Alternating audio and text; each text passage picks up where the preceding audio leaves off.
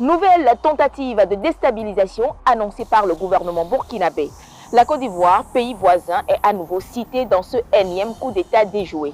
Le ministre burkinabé de la Sécurité, Mahamadou Sana, a fait savoir ce lundi que le but ultime de ce que les autorités appellent des chefs terroristes est de déstabiliser le pays en sorte de placer le Burkina sous tutelle d'une organisation internationale qui, à son tour, pourra prendre le contrôle du pays dans 10 ou 20 ans.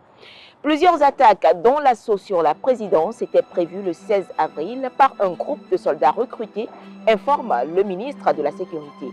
Et selon les renseignements burkinabés, les instigateurs avaient prévu multiplier les attaques terroristes contre les forces combattantes et les civils au point d'inciter à la révolte contre les autorités, semer un sentiment de peur et induire en erreur les services de renseignement burkinabés. La finalité est de déstructurer l'armée et semer le chaos. Dans cette mission qualifiée de funeste, des leaders religieux et coutumiers et des volontaires pour la défense de la patrie ont été approchés.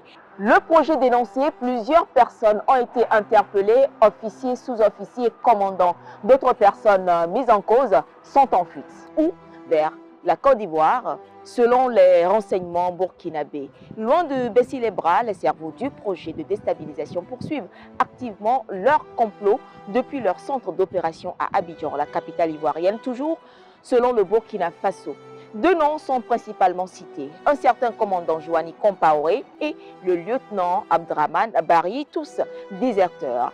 La réaction des autorités ivoiriennes sur ces nouvelles accusations du Burkina est attendue. En juillet 2024, le capitaine Ibrahim Traoré avait affirmé qu'il y a bel et bien un centre d'opération pour déstabiliser le Burkina à Abidjan. En réponse, le porte-parole du gouvernement ivoirien lors d'un point de presse tenu en septembre avait signalé que la Côte d'Ivoire, dans sa politique, n'a jamais participé à la déstabilisation d'un pays voisin et n'a pas l'intention de le faire.